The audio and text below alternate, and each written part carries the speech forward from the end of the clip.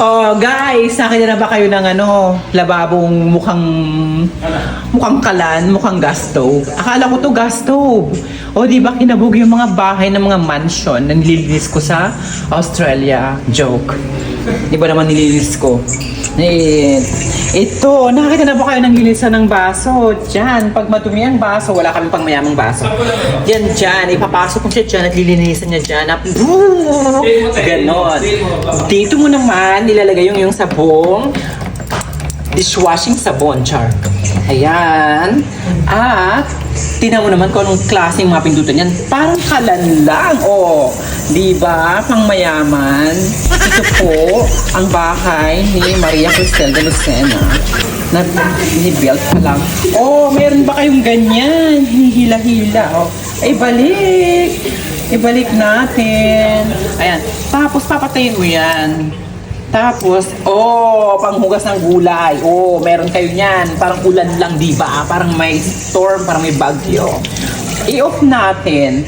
Ito naman kaya, ay, parang wala. Char. Ito, panghugas ng pepe. Char. Nakakatawa. Char. Ito naman ang mineral water. Naku, wala akong basong pang inuman. Ang tara ng mineral water, di ba, libre?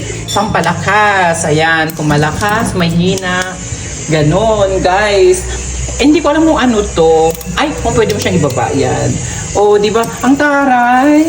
Panghugas ng gulay, ganon. Huwag namang pepe ang gamitin mo dito. Yung mga kumanap ka ng huhugasan mo, yung pepe. Ako mabubuka ka pa dito, day.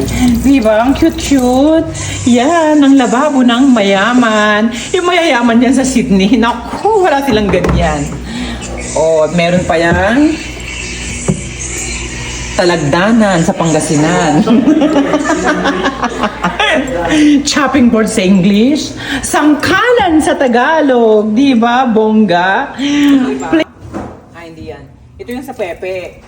Di ba yan? Tapos, ito yung dito.